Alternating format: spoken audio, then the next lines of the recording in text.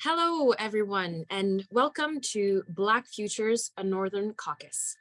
Thank you for joining us for Zaagi'dwin, Black and Indigenous Solidarity, the Teaching of Love. My name is ER, and I am a part of the board of Black Lives Matter Sudbury. Now, before we get started with this panel, we would like to acknowledge that BLM Sudbury is located on the unceded territories of the Anishinaabe, especially in Nisquacomoc, which means where the three roads meet in Anishinaabemowin. This area was later renamed Sudbury by settlers who came to these lands. This is Robinson-Huron Treaty Territory and is the home place of the Atikameksheng Anishinaabeg and the Wanapete First Nations. This treaty territory is also home of the Oji Cree, Mishkegowok Cree, Algonquin, and Métis peoples. I want to acknowledge that the peoples who have and continue to live on these lands have resisted in many ways, shape, and form colonial violence that permeated this country for centuries and continue to thrive even within neocolonialism, actively engaging in efforts towards decolonization and striving for self-determination. Here at Black Lives Matter Sudbury, we recognize that reconciliation does not begin and end with a simple land acknowledgement. We must work to actively decolonize spaces and uplift Indigenous ways of learning and knowing. In addition, we must all aid in the ongoing battle for Indigenous sovereignty, access to clean drinking water, and seek justice for missing and murdered Indigenous women and Two-Spirit individuals. We would also like to acknowledge the legacy of slavery in this country and the enslaved African people whose labor was exploited for generations to help establish the colonial lands we now call Canada. Slavery existed in this country until 1834, and it is essential to recognize how the history of this country is complicit in racist and white supremacist systems. We must also acknowledge that the end of slavery was followed by a series of ongoing discriminatory and repressive practices and laws, effects of which are still experienced to this day. Furthermore, we want to acknowledge that though February marks Black History Month, uplifting the contributions of Black people and communities must continue every day of the year. It's important to recognize this time as an opportunity to educate yourself, your family, and your friends on the historic contributions of Black community in Turtle Island. We would also like to take a moment to thank our sponsors, our conference sponsors, because it's thanks to their generosity that we are able to thrive and present important programming like this caucus within our Northern community. I'd like to also mention that biographies of all our panel participants and a full list of our conference sponsors can be found on our website on blmsudbury.ca. And we are also pleased to offer ASL interpretation for each panel, and it is provided by the Sign Language Interpreting Associates Ottawa, SLIAO. Now, we also have the option to enable subtitles in English, as well as translate the subtitles in French. That feature is available at the bottom of your screen. Donc, nous avons la possibilité d'activer les sous-titres en anglais ainsi que de traduire les sous-titres en français, et cette fonctionnalité est disponible au bas de votre écran. Black Futures, a Northern Caucus artwork, was commissioned by Coyote Jonathan Ekande and represents themes of Afrofuturism. Now, let me present to you the moderator for this panel, Connor Little Thunder Lafortune. Connor works primarily in life promotion, harm reduction, mental health, and Indigenous education through various organizations. Our panel consists of Tara Chapple, Cora-Rae Silk, Zainab Amadahy, and Dr. Laura Hall. Welcome, everyone, and thank you for your participation. And without further ado, here's your moderator, Connor Little Thunder Lafortune. Ani Kanaiwaya, Bindigan, I welcome all of your spirits here. Nimkins Indishnakas, Oki Kendan Don't Babanishan Dondem, Anishna Beninindao, and Swakmakandonda, Ni Jaganashmo, Minwa Bangi, Anishnabemo. Welcome, everyone. I'm very excited to be here to moderate this conversation on Black and Indigenous solidarity, which is one of my main priorities as an activist, as an artist, and just as a person in general. I'd love to invite the panelists, these lovely panelists, to introduce themselves and tell us a little bit about themselves. Whoever would like to start.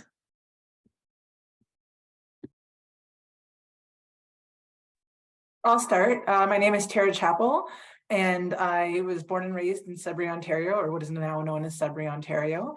And I'm living down south now. I work in human rights, and I also work as a workplace violence and harassment investigator for the roster of investigators. I have 3 little boys, and I'm a busy mom, and that's really it. I'm just excited to be here tonight. Thanks for inviting me. Miigwech.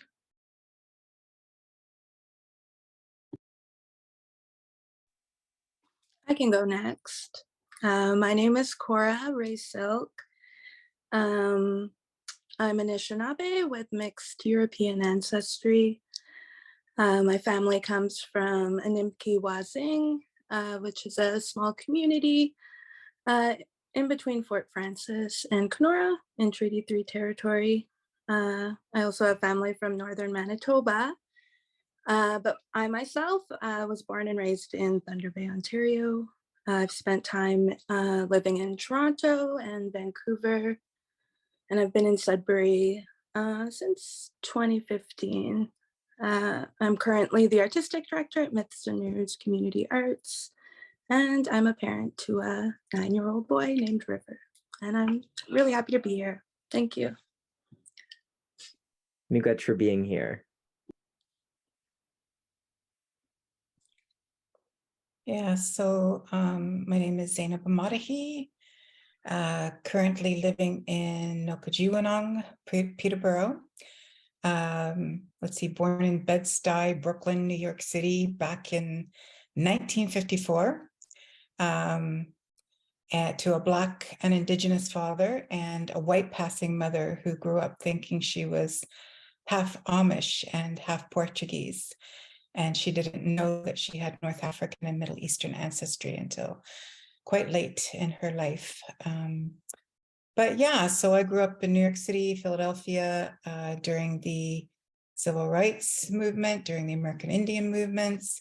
Parents were activists, you know, just had a really good education, just like being the child of activists, basically. And as a teenager, I was bused to integrate a high school outside of Philly, which kind of further radicalized me because, you know, it wasn't a fun experience, although I certainly learned a lot, like, you know, how to take a punch. But anyways, so yeah, I was involved very superficially, I guess you would say, because I was still a child, sold Black Panther newspapers on my high school campus. So yeah, and I started organizing, you know, in high school as an activist. I think one of the first things I organized was in my high school, trying to get more Black content into the curriculum, Black teachers into the school and all of that. And I've identified in various ways over my lifetime, just kind of depends on how much information I have about my background, because it's kind of like it comes in slowly over my lifetime. And these days I identify as African-American with Indigenous heritage from the Tsalagi and the Seminole. And I'm very conscious of the political implications of how I identify. I've never lived in an Indigenous community. I've only lived in cities, moved to Toronto in my late teens, studied medical technology, attended U of T University, was involved in anti-racism work, Central American Solidarity, co-founded the U of T Divestment Committee, which was supporting, you know, the BDS movement related to apartheid South Africa back in that day. Later involved in pan-Indigenous activities in Toronto, where I received cultural teachings primarily from Anishinaabe and Haudenosaunee, knowledge keepers, elders, cultural workers. Spent a short time as a helper to Madewin elder Pauline Shirt when she was the Native liaison to the now shut down, thankfully, Kingston Prison for Women. And I've been doing community work for most of my career, migrant settlement, women's services, nonprofit housing, working in the arts sector and working in Indigenous organizations in Toronto. Now I'm a freelance consultant to the community sector, semi-retired. I've written a few books that are out in the world. I've recorded some CDs that are out in the world, and that's me. And I apologize for how long, but when you hit the age of 68, you should have some things to talk about your lifetime. You know what I mean? So thank you for listening. Chimigwech, never apologize for a beautiful story like that. That was wonderful. Laura, I'll pass it to you. Yeah, that's why I wanted Zainab to go first. So I knew there'd be some good stories. So I'm Laura, I guess. Where am I? I'm in Ottawa on the stolen lands of Algonquin and Anishinaabe people. I grew up in Sudbury, also in stolen Anishinaabe land, and it really is mostly Anishinaabe land. A lot of Métis elders tell me. My mom was Mohawk, so hence the jokes about the teasing I get from Anishinaabe elders. So my mom's dad was William Rice. He went by Willie, apparently, which confuses people. Willie, Billy, there's all these Billies and Willie Rices that I'm related to in kind of the Timmins, Sault Ste. Marie, Gogama, Sudbury, Skeed, Garson areas. So if you know a Rice from those communities, they're probably a cousin. And I'm in Ottawa because I ran away from one university into another. And I'm teaching here in sociology at Carleton, and it's fascinating. I'm a parent, I suppose. I think I'm a parent. I have twin babies. They aren't babies, they're toddlers. But I still can't believe I'm a parent. So I kind of feel like they're just these amazing, elder spirits in tiny form. And they are currently running around downstairs shouting. So you might hear them in the background. Anyway, that's my one part of my story, I suppose. Miigwech.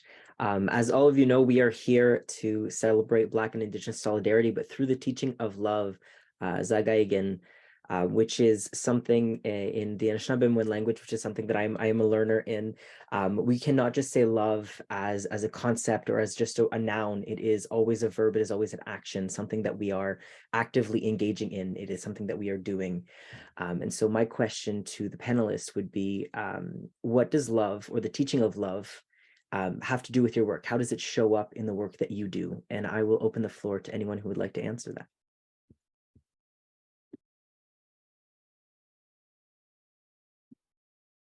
So I don't mind answering here. For me, love is really what holds our universe together. It's also a very creative force. And obviously, I think most of us want to see more love in the world, more love in our relationships, more love for land and water and all of our relatives, including star beings and star ancestors who are also our relatives. And we want to conceptualize love as a verb as well as a feeling. But something that I've learned over the years is that the capacity to love other people is dependent on how much we love ourselves. And, we can live in a society that, right now we live in a society that teaches us to hate not only each other, but to hate ourselves in so many ways. And the way that we treat others is always, always, always a reflection of how we feel about ourselves. So the love that we want to see in our work and our relationships begins, for me, with self-healing, with self-exploration and valuing the self. And how we do that is a larger question. And I'm happy to, explore that in another context. But, just to answer the question, I'll just stop there. I feel that, the love that we want to see in the world is an inside job. Let's put it that way. Thank you. Shimigwech, I think that is a beautiful perspective of really coming from the inside to portray that love on the outside. Is there anyone else who would like to answer the question? Sure.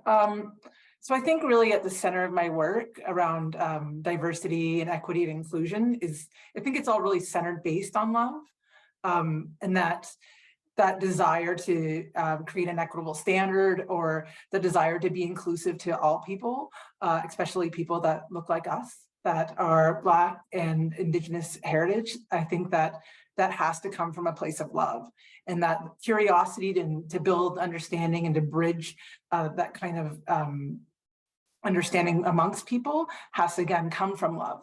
And that's what really holds true when we're looking at pushing forward and pushing this narrative forward of equal rights and human rights, is that it has to be centered and based on a foundation of love. I think you spoke to a very integral part of even just Black and Indigenous cultures of starting with love as the foundation. I think that's a really beautiful start to that answer.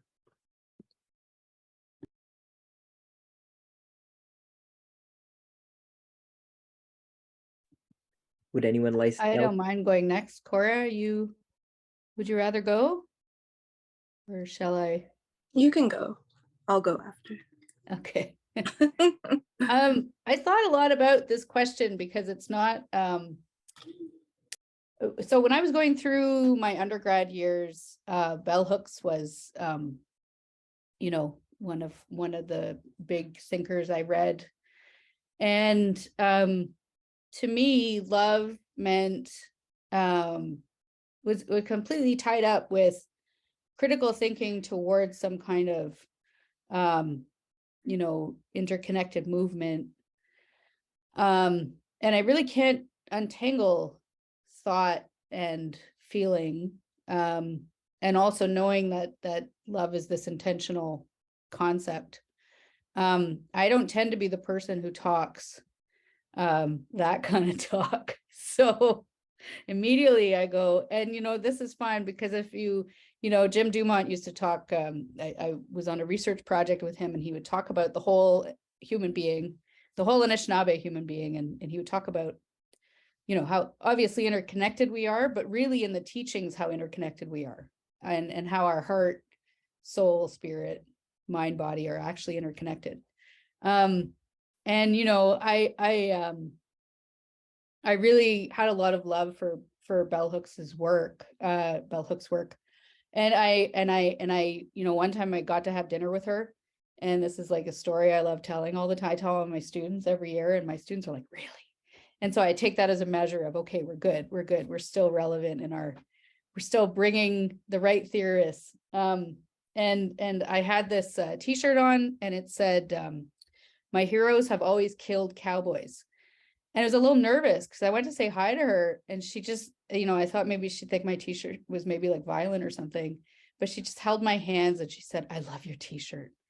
And I've just always thought about that, how I bring caring to the table, I suppose, and how I bring certain aspects of critical thinking as my commitment to future generations and to ancestors and to some sort of contemporary organizing, which I think sometimes, you know, can fall apart, and can fall apart not for lack of caring or lack of love, but for, you know, under all kinds of different pressures.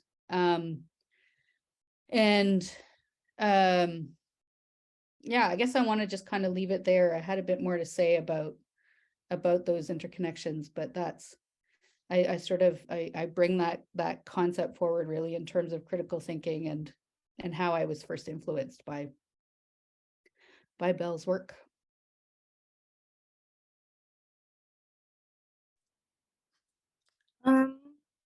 Well, I work in community arts, and relationships are really like at the core of the work we do. And we try to build these relationships so we can, you know, create a sense of belonging for folks and foster a sense of solidarity and do all that good stuff. And I think to do that, there has to be love and care at the center of that. And I think love and care can look like different things. Like it can be a hot meal, it can be harm reduction, it can be all these different things that you can integrate into your work to be able to create that feeling of love and care for folks. So for me, that's how I try and integrate that love in my work and in my life. I was at the panel on Sunday where they talked a lot about policing and gentle parenting and how we can kind of make sure we don't perpetuate those same systems in our work. And I think that's really important. It's not just policing, it's how we relate to each other and how we can kind of remove stigma or shame from our own interactions. And building on what Zainab said about how we need to love ourselves to be able to love other people, I think the opposite is also true, that the love we put out into community comes back to us, or at least that's been my experience. The more I can extend that grace to other people, the more I can receive it myself. So I think I think both are true. Miigwech, I think all of you spoke a little bit about that binary between a little bit of love and hate or hardship. So I wondered if you would all be willing to share some amazing moments that have come through with the solidarity of Black and Indigenous people, but also those hardships that kind of the barriers that we face when we try to engage with our communities.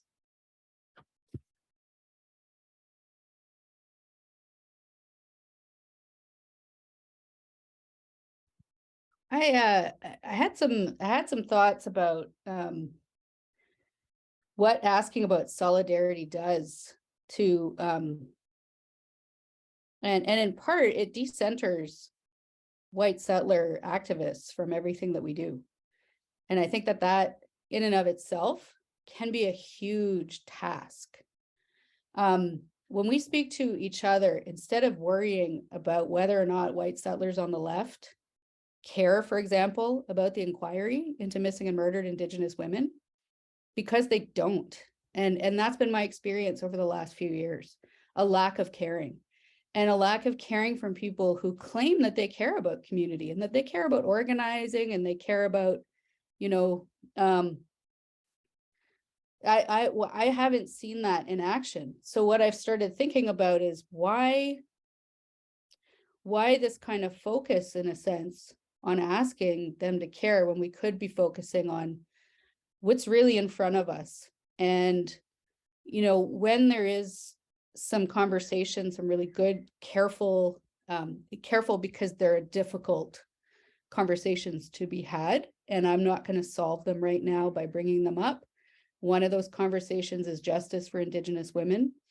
What does justice mean? We have to be very honest, because sometimes we are asking for things that do put us, gear us toward that kind of policing or prison system. Sometimes we're asking for an individual or two individuals who murdered someone not to go to prison for 3 years and then go to Mexico and write poetry and have their poetry published everywhere. Not hard to read between the lines if you know who I'm talking about, and have people, forgive them on our behalf. There are things that are very difficult then when we start looking at, for example, I worked in anti-trafficking. I watched a lot of our funding that was supposed to go toward Indigenous women and Two-Spirit people go toward police. And communities did not consent to that. And people did not realize it was happening. And so the elders who were talking to me about this big issue were not aware of where their funds were being funneled. I can hear my twins come upstairs. So when we converse with each other across communities, and also understanding, of course, that our communities are not separate, and Sorry, I get a little, there's, speaking of love, I get, my heart just sort of just goes that way, and then I can't face the camera. I think that we can come together and we can talk about, for example, when we call for certain kinds of justice, Indigenous and Black women are the highest, as far as I understand, from what I understand, I apologize for the sounds, are entering the prison system at the highest rates of any other group. And so these systems are tricking us. How we dialogue with each other is, I think, going to be where we find our solutions, because we're going to be able to say, okay, we're dealing with certain challenges that really are unique. And we're dealing with systems of settler colonialism and the ongoing logic, the ongoing system of Jim Crow in the United States and the Canadian version here, because there's always that push to remove the rights, voting rights, civic rights of Black communities. So anyway, I've rambled a bit, but I'm thinking a lot about that decentering of white settler-ness in all that we do. Chimigwech, and just to remind folks, because I know that we get to answering those beautiful questions. So just looking at the solidarity, but also the good things that we can come with, that can come from that solidarity, but also the hard times that can come from that solidarity.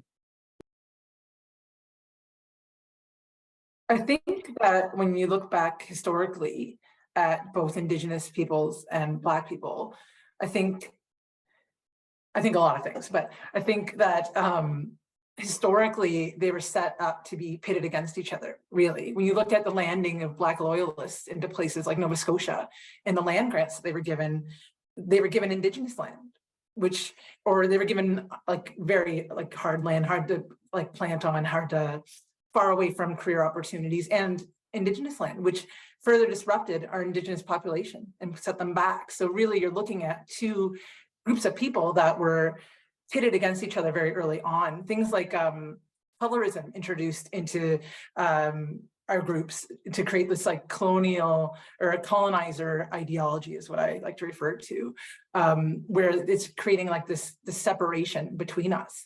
And a good thought on their part, because there is strength in numbers. And I think that they automatically saw that right away, that if you get these two groups that can somehow unite, that there's power in that. So best to pit them against each other and to keep them separate from working with each other. I think that there's not enough recognition when we look at it, and there's some hardship created around things like Afro-Indigenous or Black people with Indigenous history or background. There's no one really talks about that. And I think we do a disservice to Indigenous people and to Black people when we just try to put them in this one little tiny box and we don't recognize the diversity within Indigenous people and Black people. And I think that that creates a lack of solidarity or like a hardship between us. That all said, I think that we have a beautiful history of working together as well. When you look at places like Amber Valley, there's a history there of Black people and early Black settlers and Indigenous people working together, and Black people coming up into this land, and in Truro and in Nova Scotia as well, coming up into this land, not used to the climate, not used to being able to work the soil, coming from plantation backgrounds, and many of them starved and died. And all of us probably would have if it wasn't for the intervention of Indigenous people showing us how to till the land and how to keep warm, and willing to participate in trade. So I think that we've had some amazing moments along the way. And I think that there's this new generation now, this new voice pushing through this new, not even new, but this welcomed narrative of solidarity. And there's people like Anne-Marie Beals that are coming up and speaking now from this different lens around Black and Indigenous solidarity. And I think that's going to really help push it forward. And the more information and the more acceptance we can get around that, the more we can make that common and not such a unique or such a almost like extinct concept. The more that we can talk about things like that in the solidarity, I think the better off we are.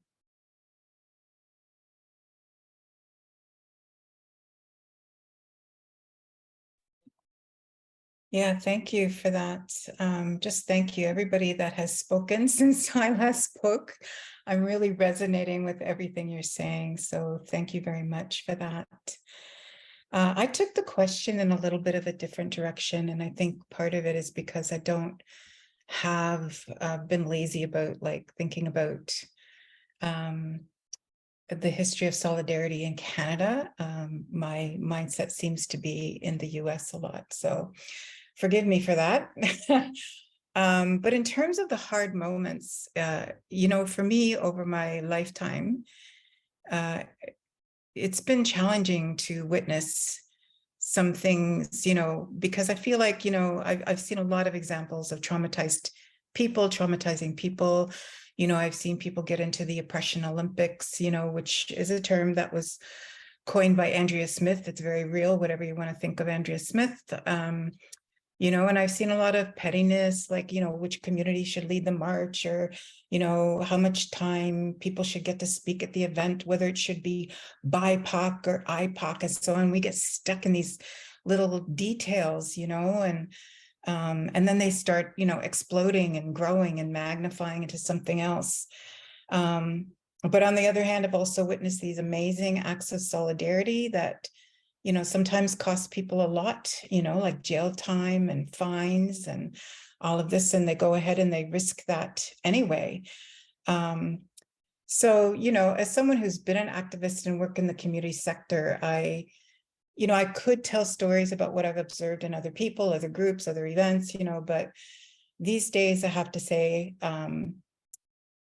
my energy, like I'm just less interested in judging other people's mistakes than I am in being accountable for my own behaviors in the past. You know, anti-Indigeneity is real, anti-Black racism is real, and I feel like I've had a role in sometimes not handling it well, you know, and you know, not doing very well with these issues, you know, and some of my behavior created some hard moments for other people. You know, I've created drama by letting my ego get the best of me, by allowing my anger to kind of derail my heart, and, you know, simply by misinterpretations, because back in the day, like, we really didn't know anything about each other. We were geographically separated, and, you know, it's amazing, like, it's remarkable when our peoples were able to come together. So anyways, I mean, I feel like as I've worked on my own, you know, traumas and my own transformation, you know, transforming my behaviors, I'm just better able to behave in loving ways. And, you know, that work is ongoing and hard, but for me, it's been worth it.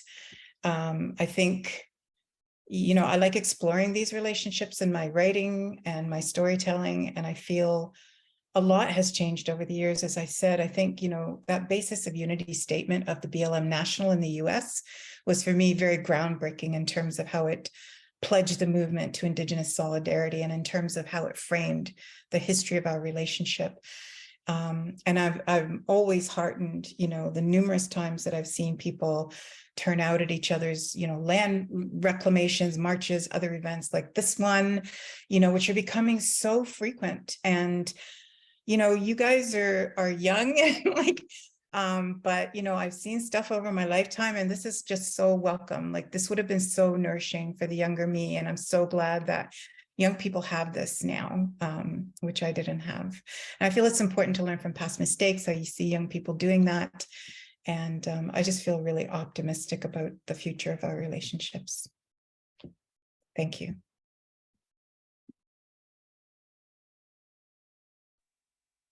I don't think I really have anything much to add. I know folks have spoken a lot about those kind of hard things or the hardships that come from these conversations. And I think it's important just to be gentle with each other in these conversations, because I don't think our Black and Indigenous or other racialized communities have had very many opportunities to come together in, you know, BIPOC only spaces to talk about these things or to learn from each other.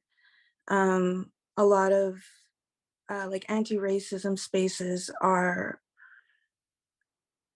have been led by white folks. And I think that centers the white people in that conversation. So it's more about like, how can white people learn to be less racist or learn more about these other cultures or communities?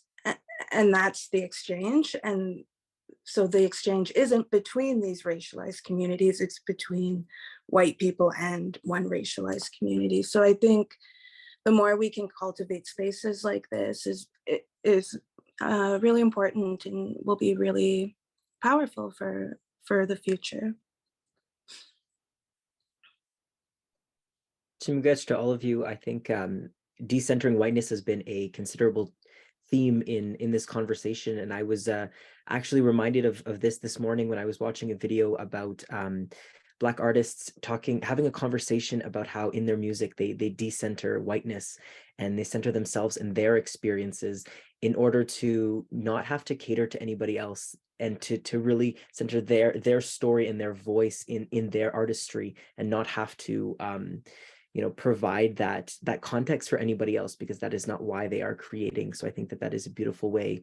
And I know many of you expressed artistic capacities. And so I think that's a beautiful medium for that to happen. I also wanted to thank you for your vulnerability and your honesty. We know that these are not easy conversations to have, especially on a public platform that is being broadcasted. So Chimigwach for that again. Zainab, you mentioned the role of Black Lives Matter in the States and also how it has moved to Northern Ontario. So I'm just wondering what role do you think Black Lives Matter or Black Lives Matter Sudbury has in reinforcing Black and Indigenous solidarity?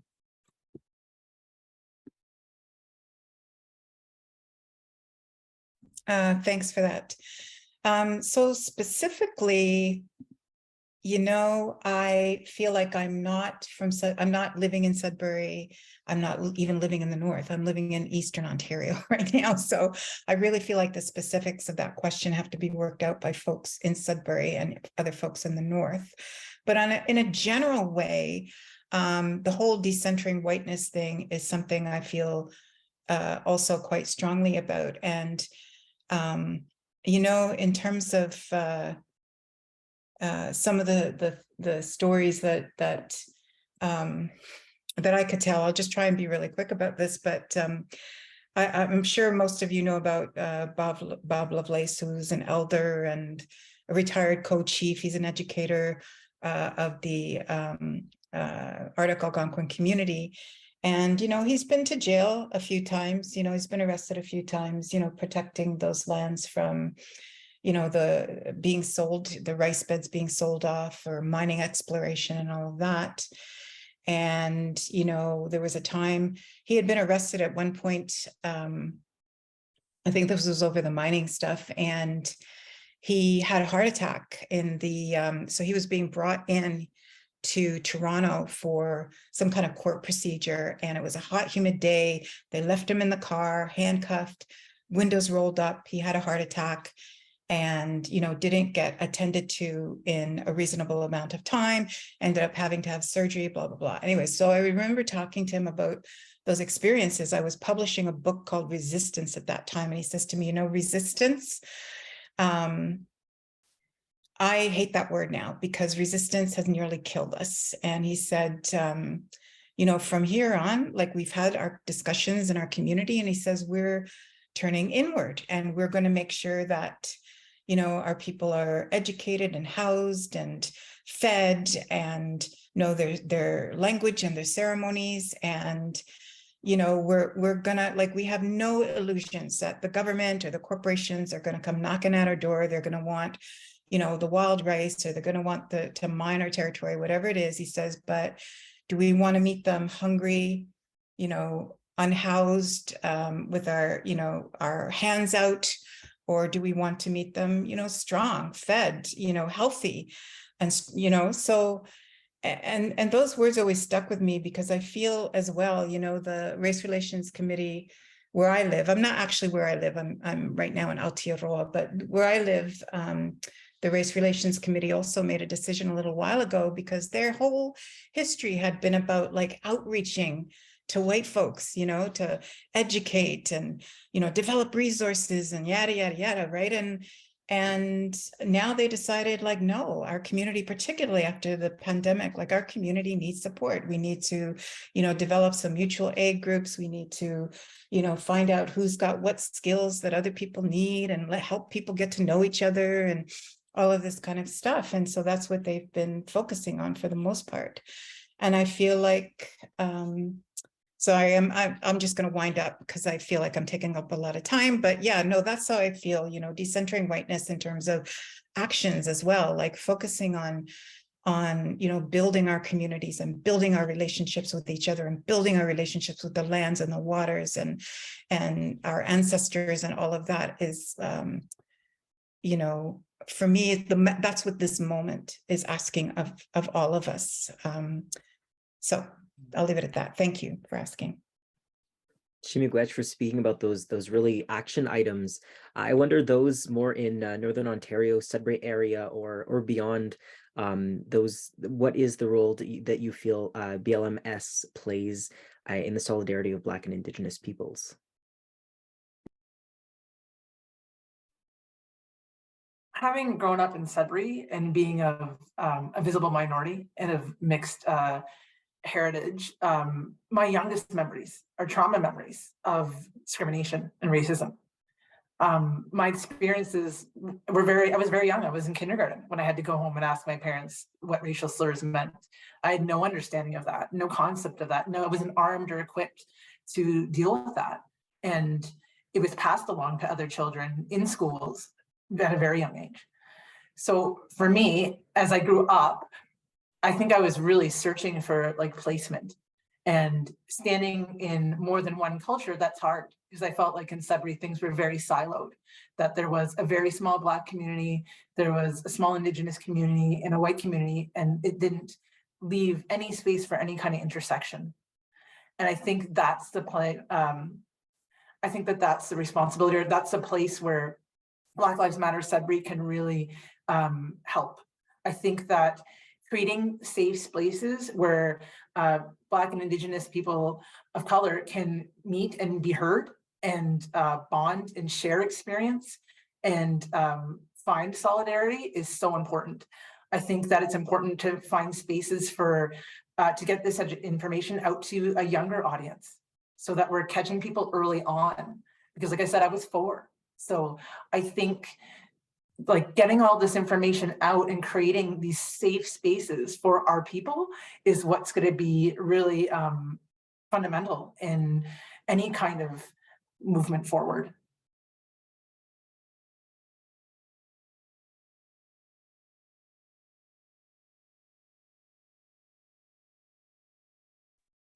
Miigwech. Oh, perfect. Yeah, I think it's just echoing what everyone else has already said, is just creating those spaces for Black, Indigenous, and racialized folks to come together and like have fun, you know, like so much is centered in like our trauma and like the negative things we experience. And I think like it's okay to not talk about that all the time. It's okay to talk about the good things and just to like share space and enjoy each other's company and uplift each other. And I think that's how change can be made, is and I don't want to be like flippant, like move past our trauma, because it's like very real things, but that's not all there is. And I think, especially when we're thinking of the youth, is to not like, you know, like drown them in these trauma stories, is to give them room to be more than that. And so in terms of what BLM can do, I think it's just doing what they're already doing and creating these spaces and bringing more and widening the circles to include more people,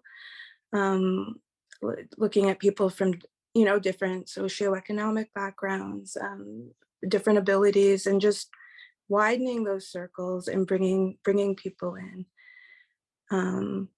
Yeah, that's what I think.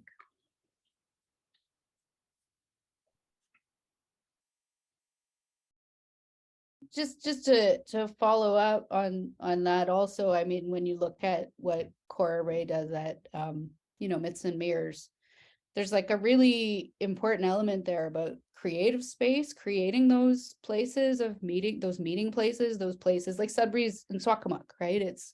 It's a meeting place. Toronto is a meeting place. Ottawa is some kind of meeting place also, from what I understand.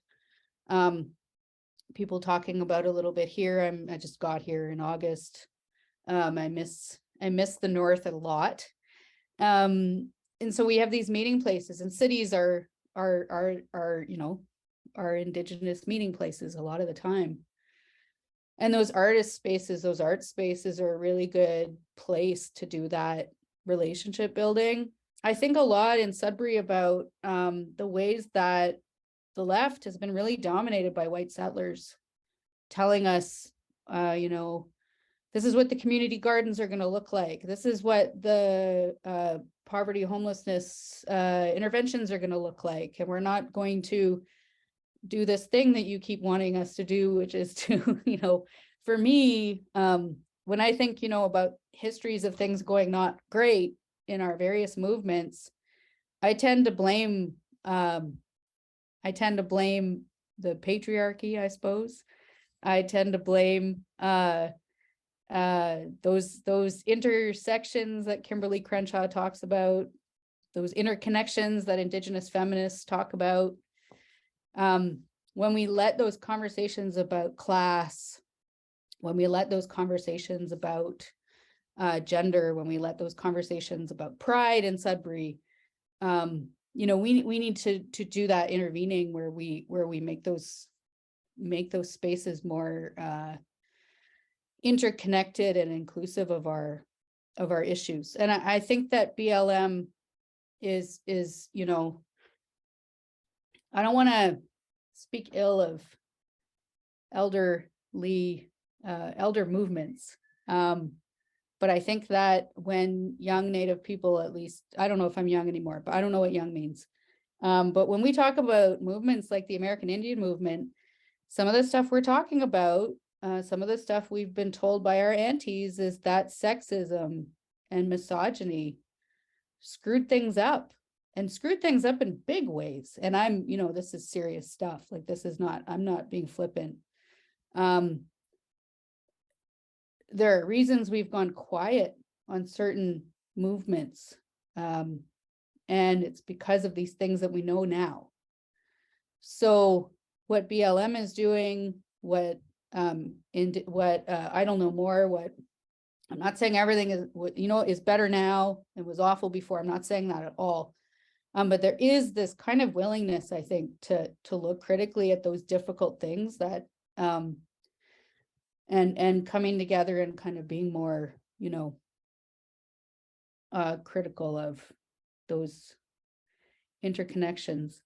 And Sudbury is also a place where if the activism that BLM brings can kind of, I'm just going to say it, remind us, like, stop inviting the police liaisons to all of our gatherings.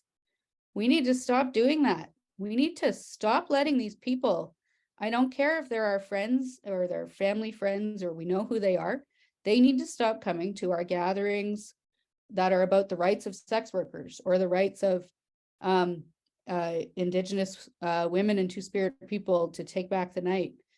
And I think that when BLM comes together with Indigenous people, we are able to talk about those hard things where we can say, like, look, I've also had experience in Sudbury with, speaking out in solidarity with Palestinian people and having police liaisons show up to those talks and follow me around. And that those are hard conversations, and I don't even know if they're safe conversations. Maybe it's good I'm in Ottawa having those conversations. But I think that's also something, when we come together. I'm less fun than Cora, so I'm going right into the serious stuff. But I just want to be mindful of that really wonderful space that Myths and Mirrors opens up. That is a creative space that could be expanded, you know, and there's been a lot of attempts at Indigenous, you know, garden projects in the city. Those are also places where I see a lot of hope for people coming together. Yeah, and that's that. Yeah, anyway, that's my, yeah. Shimigwech, I think you spoke to a beautiful point of leading with love, but not love as just this feeling, but love as activism and as this overwhelming relationality with folks around us. I think that just speaks to foundationally what Black and Indigenous peoples are trying to portray with our solidarity.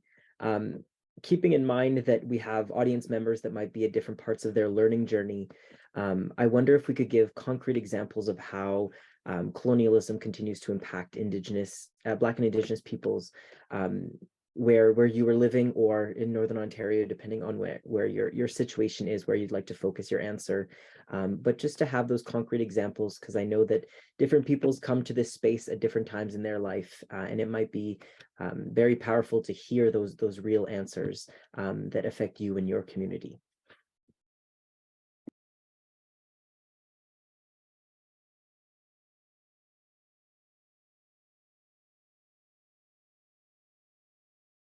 Can we organize a teach-in for like a follow-up to that question? We're, you know, I really like this focus on systems, because I think when we talk about systems, and I know maybe that word seems a little bit abstract, if we move into systems instead of histories, we have two movements coming together around the idea that something is happening now, not in the past, and those things that are happening now require solidarity from people.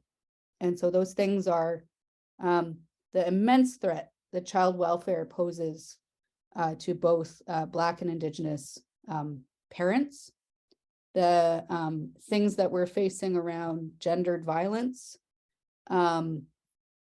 policing violence, incarceration. Those are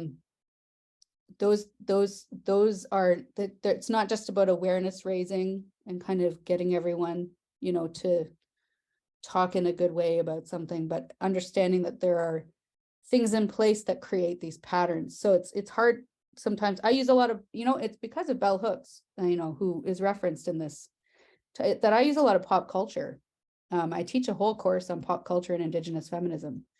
And tomorrow I'm giving a lecture on Candyman. And I'm talking about these interconnections using, you know, and the students are always like, why are you talking about all these movies? But it's because of Bell Hooks, because, you know, Bell Hooks said the pedagogy is in pop culture. And I think that there are ways to bring those concepts of systemic issues to both of our understandings, to all of our understandings. But maybe someone else can say that better than I can.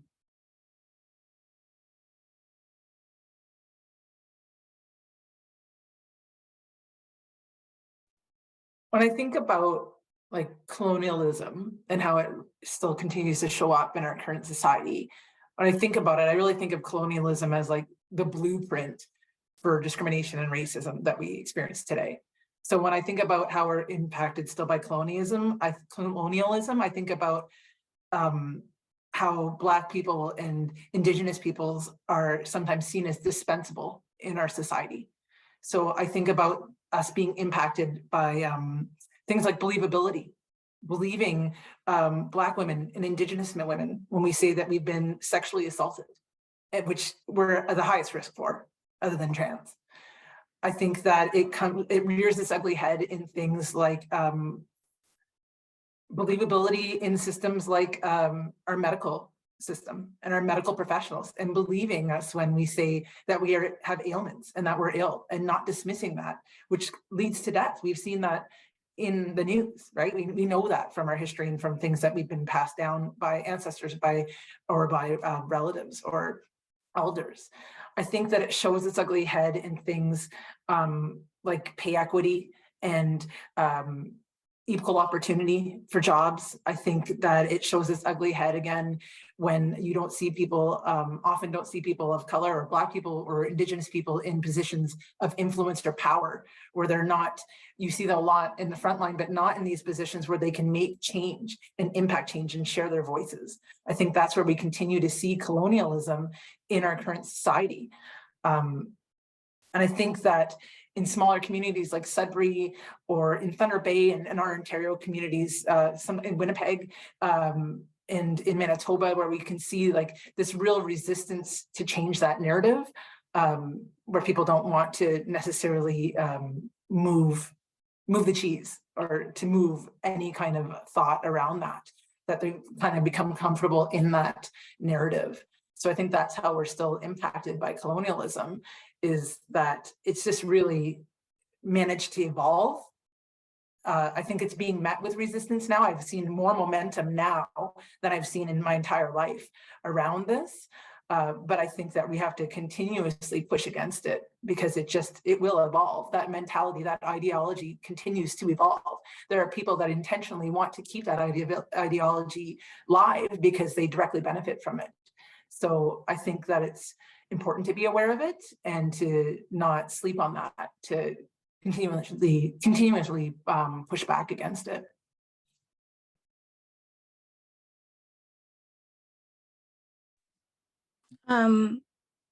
I wanted to speak to that as well, just about believability, and how our experiences of racism or violence are often denied or not believed, or looked at as something we've brought on ourselves. I'm from Thunder Bay. As some folks may know, there's this docu-series that's out right now called Thunder Bay. And it was based on a podcast. And I grew up there, like I know those things are true. And it's partly why I wouldn't live in Thunder Bay again. It's not a kind place for Indigenous people. And these stories of things getting thrown out car windows, like that's been happening for years. And a woman, Barbara Kentner, passed away from having something thrown out a car window at her. And these are very real things. And what the worst part for me is that in Thunder Bay, there is this attitude that there's not a problem. And even though there's youth that are dying in waterways and people being murdered, and there's still this denial that there's a problem there. And that is very harmful.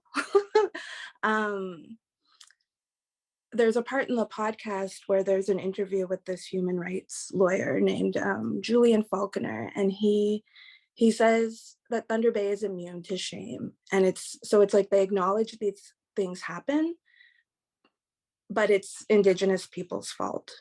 And I see that when Black people are murdered by police, it's because they're walking with the hood up at night, or, you know, Indigenous person on private property, or, you know, someone was drinking. And it's really hard, you know, like hearing those things. And I think those are how colonialism or white supremacy still impacts folks in Northern Ontario and like all over the world. And so yeah, I think believing people when they about their experiences is really important, to not diminish it, to not take away from it, or not look to reasons why. Like, well, maybe you shouldn't have been doing this or doing that, because at the end of the day, like being on private property isn't something that should be punishable by death. But when it comes to Black and Indigenous people, it seems like it is. So yeah, for me, that's how it still shows up today.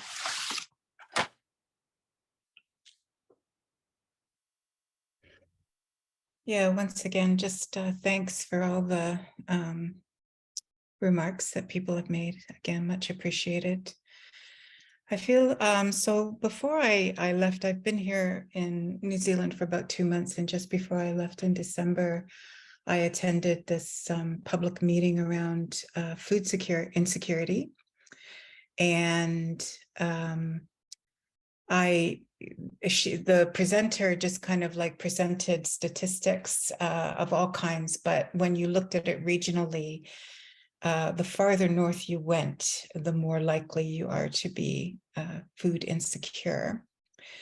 And I guess it's one of those issues I feel that is complicated by shame, because a lot of people, you know, I know certainly because my family, when I was younger, when I was a kid, was food insecure. And there's a lot of shame attached to that. And, you know, shame to go to food banks, shame about, you know, just letting people know or talking about this issue. And I feel like it's really linked to capitalism anyways, to the capitalist economy, to, you know, in terms of this moment, you know, supply shortages that are embedded into the capitalist system. I know that there's a lot of food sovereignty work that's being done all over and in different regions, and people have great solutions, you know, for their different regions and their different, you know, cultures and practices and stuff. But it was quite alarming, you know, and the projections were even more alarming for what's to come in the coming years. So yeah, I feel that's definitely the result of, you know, colonialism, just to, you know, the culture of people and their capacity to feed themselves and nourish themselves and to help each other, you know, if someone needs something, you know, to even know about that and to be willing to help each other. So anyways, I figure there must have been a reason I went to that event before I came here, and that question was an opportunity for me to, you know, think about that a little bit more. Thank you. To all of you. I knew in asking that question that we could probably sit here and list examples for the next few hours. So I do acknowledge your vulnerability again, and just thank you for sharing all that you have. I think that I would like to recenter ourselves in why we're here, in that Zaagi'idwin, in that love. And so a question from a participant: what brings you all joy? And how do you ground yourself amidst all the trauma and difficulties Black and Indigenous people are faced with in our colonial society? So I'd like to hear about some strengths, some joy, and just to showcase our resilience also as people. Oh, we're hope. Jim Dumont always used to say this. We're, you know, founder of Indigenous Studies, which was recently cut at the University of Sudbury. Jim always said that hope is at the center of our being. And that goes for, you know, that's probably like I'll just make a general statement that's all of our nations. So we don't come from a worldview where we're sent on earth to suffer for God's only son or anything along those lines. We come from, you know, we have all these teachings about enjoying life and loving life. And our little ones, you know, I know my kids bring me joy. They just learn no. Zainab, I have kids. I have twins. I have to show you pictures. They just learn no, and they're just no, no, no, no. And you know, I know that they're ancestors, and I know that time, let's just do this. Time is not a straight line. And we know that this blip, this violent blip, it's not everything. And yeah. I just heard one of the twins say, yeah. We have a lot of stories about twins, and tricksters and and forces and beings, real beings, like I'm not talking about symbolic stuff and mythology. Like Europeans want to make everything we know mythology, but we have real stories about tricksters and about twins who can't be controlled and can't be, our cultures can't be wrangled. We can't be done away with. Blah, blah, blah, blah. Literally, that's what one of my twins just said as commentary on what I'm saying right now. But we have all these ways that are joyful and that are hope-based and hopeful. And I think when we come from that place, we know that we can't actually, they can't get us as much as they think they can. And we have to build some gardens in Swakopmund. That's my last plug. Well, Laura, congratulations on being a mommy, and you can congratulate me on being a grandma. So there you go. Yeah, in terms of what brings me joy, lovely personal question, but it is humor. And, being on the land, being in the water more than anything, because I have a river running through my backyard.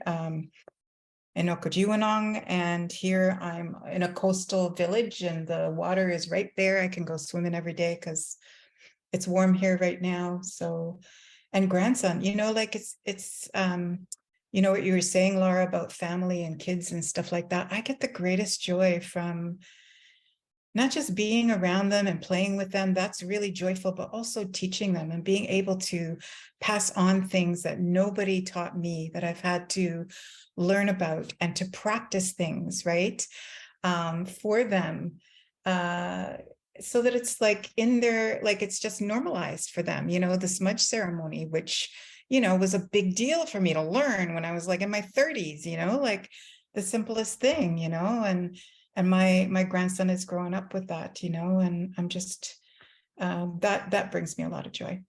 Thank you.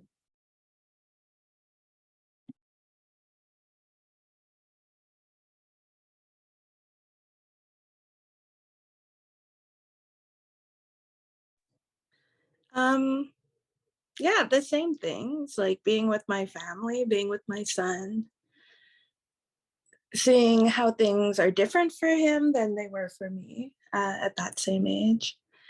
Being with my people, like my friends, my community, like, I don't know. There's lots of, as much as there's these hard things, there's just as many opportunities for joy and community.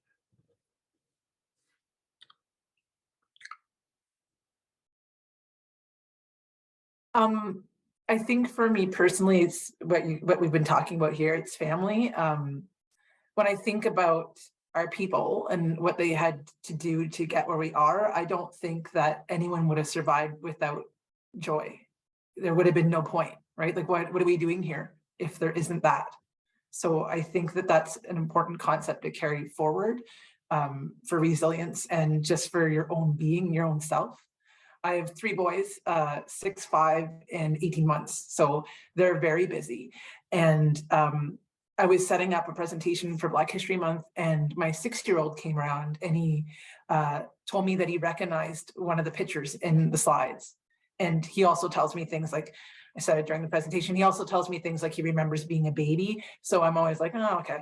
So it's a grain of thought, but he was able to identify her. He's like, I remember her name is Viola, and she didn't give up her seat in a whites only movie theater.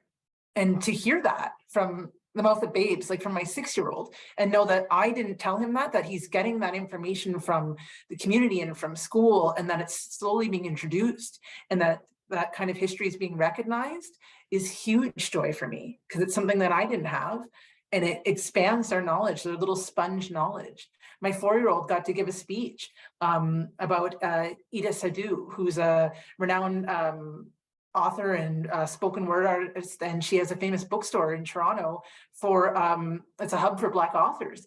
And for him to do that at 4 or 5, to be able to know, like, recognize her, just be introduced to that type of content, brings me great joy, because it tells me that we're doing something right with our generations that are coming up, something different, and that we can celebrate our diversity is something that's just so miraculous to me. So it brings me joy. Chimigwech, I think you all brought up beautiful aspects of community and family, and the more that I'm learning about Black and Indigenous solidarity, the more I can see the relationality between our concepts of family and community, and how in the Western world, families typically limited to, you know, blood family or your friends. But when we look at family, when we look at community, we see each other regardless of if you know each other, and you become family, you become kin and relation and cousin and auntie and uncle. And so I think that that's one of the most beautiful things that we can find joy in within our communities. Keeping in the aspects of love and joy, I'd like to ask this question from one of our participants. What is love? What has been your favorite way to integrate love into your work that you do with community?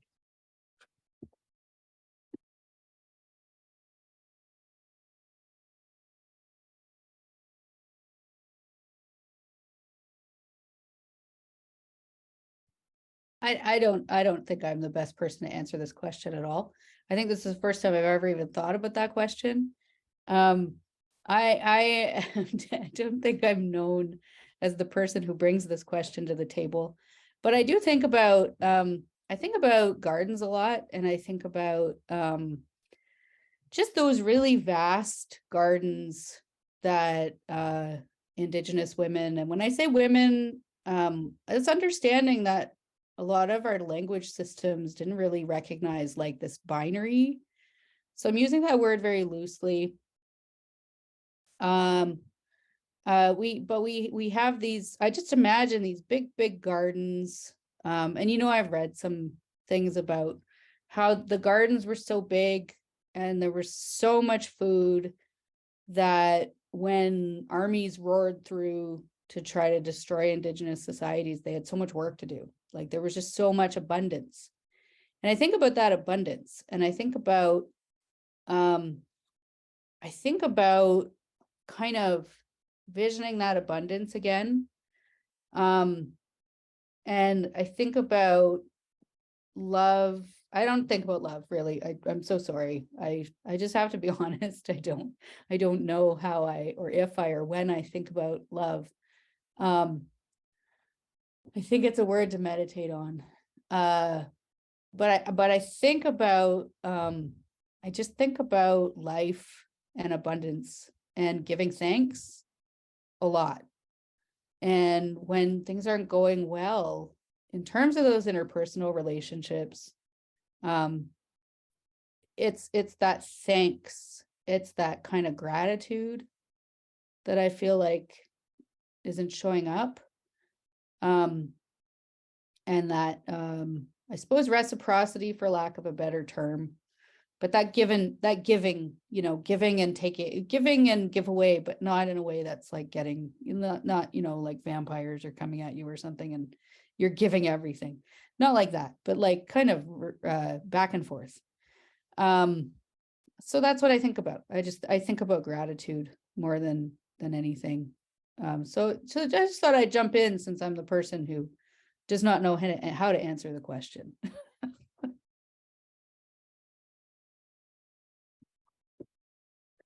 Well, for someone who didn't know how to answer the question, you did go on, didn't you? Anyways, yeah, another great question. But yeah, before I retired, I spent 5 years working at a children's peace theater. I worked with children and youth. And one of the things that I felt was really important, especially with today's youth, because I have this theory, you might think it's like crazy or whatever, but I feel like humanity is becoming much more sensitive, like the newer generations that come in for whatever reason, you know, I just feel like they're becoming much more sensitive. And I just want to listen to people and validate their feelings and help them understand that their feelings are guidance and that they can trust them. And I really feel that's important. And especially like given the background, you know, people in my generation, you know, you know, feelings weren't, you know, even, you know, in our movements and stuff, you know, anger was permitted, but sensitivities, you know, were not really appreciated. You couldn't be vulnerable and all of that. And I just want to create spaces and validate, you know, create spaces where people can have their feelings validated and they can feel safe. So I guess that's how I bring love into my work. Thank you.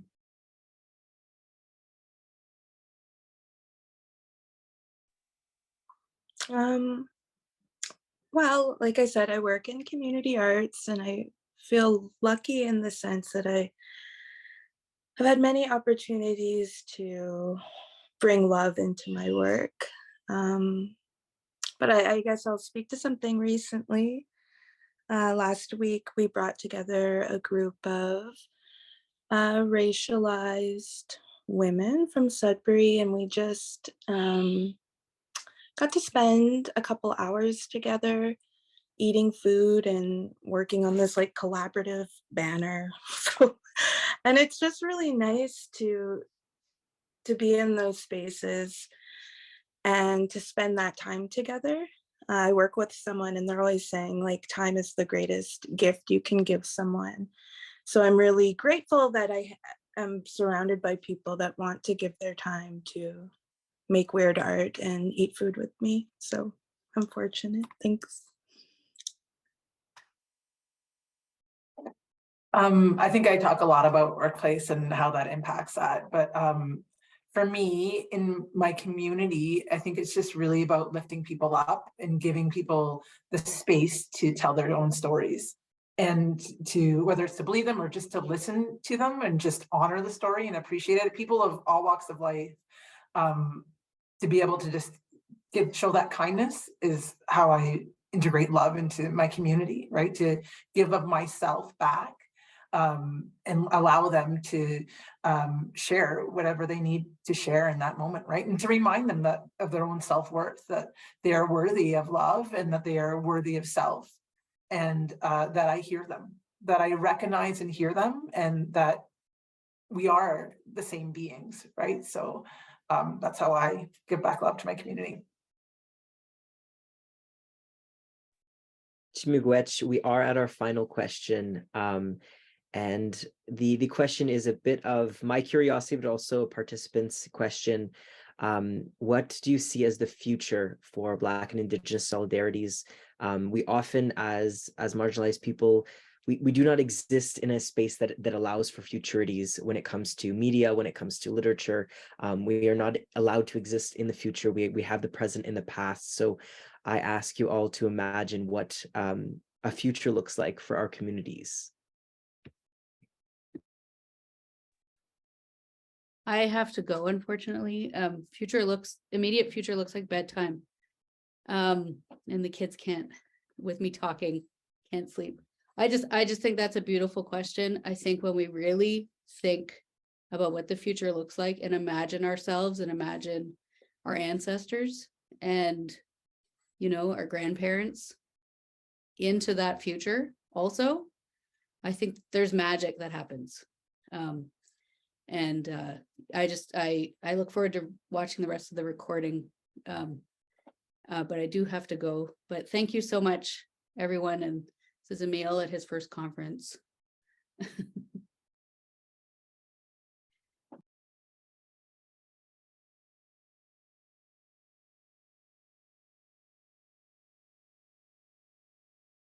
I'd like to think that our future holds pieces of our past. I'd like to see us get back to what came first here in this nation, back to nature and back to spirit and back to community. And that's where I hopefully see our future going. And I think we touched on it earlier about like this new generation is being more sensitive. I feel like they're somehow in tune with that more, that they are feeling this frequency of our earth and what we're supposed to kind of head back to. And I'd like to see us go there, to go back to this sense of nature and community and to things that came before we complicated everything, messed it all up. So I'd like to see us go back to this grassroots place where people are welcoming of each other and looking out for each other and trying to build each other up and support each other in working as communities in villages.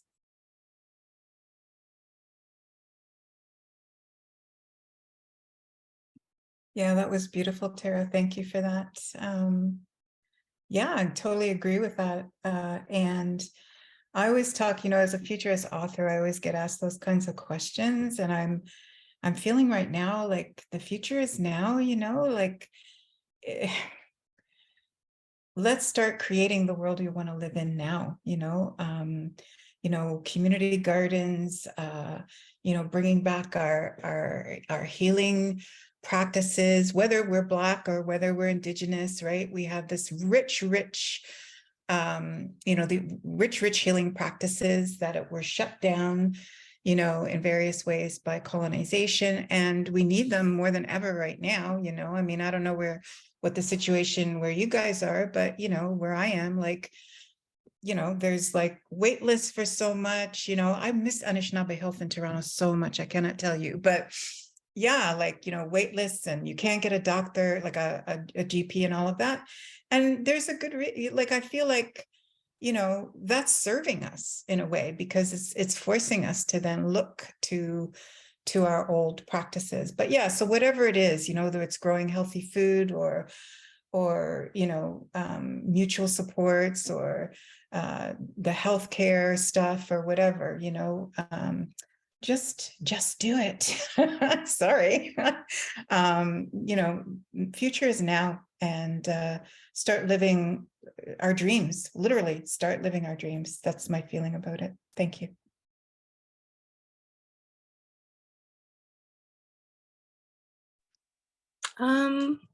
Yeah, I don't think I have anything or much else to add. I don't know. Time is weird. Like, it seems like things have changed a lot since I was a young person, but lots of things have also stayed the same. So I don't know what the future holds. I hope we can find ways to hold each other and support each other through whatever comes next. And I feel hopeful, going back to what other people have said, like you gotta have hope. So I feel hopeful. And it's interesting to think about the future. And I think echoing what Zainab said is like, we have to create that future now, not, but with the knowledge that you might not see the fruit of your labor, and you might not ever see it, right? Like, things can take a long time, but we need to start creating that now. So yeah, thanks.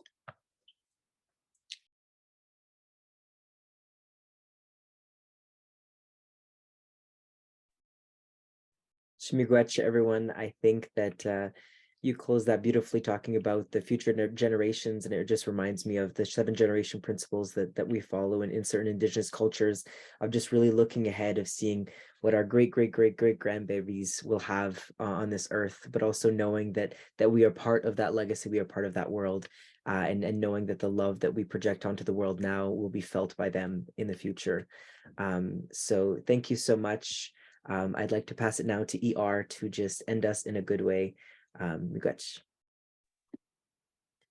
Thank you so much. Thank you, Connor, Tara, Cora-Rae, Zainab, and Laura, for coming into this space and, just discussing honestly. And it was quite, very inspiring. And we really appreciate your contribution to this caucus and the important work that you do. And I sincerely hope that everyone witnessing this discussion can take these words and let it truly sit and resonate within themselves. So thank you all so much. And as well, a big thank you to our volunteers and everyone present tonight on this call, and everyone present prior to tonight who have helped to make this conversation possible. Now, Black Futures Week isn't over. So please join us for our next panel, Dead Ass, Reclaiming the Black Queer Experience. That's happening on Thursday, March 2nd from 7 to 8:30. And as well, if you're around, you can come check out our film screening of Dear Jackie. That's happening tomorrow, Wednesday, March 1st, 7 p.m. at Indie Cinema. And the doors open at 6:30. And for more Black Futures Week information, please consult our website and stay tuned on our social media. And I will take a moment before ending this call to thank our sponsors.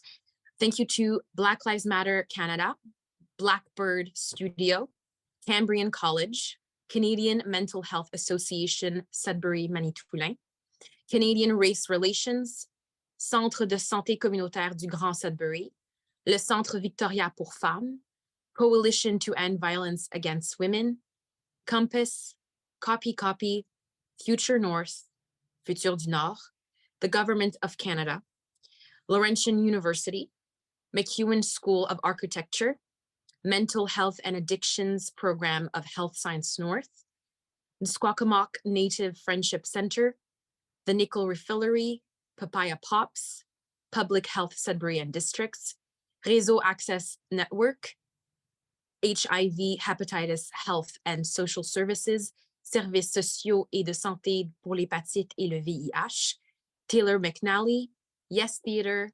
YMCA of Northeastern Ontario, YWCA Sudbury.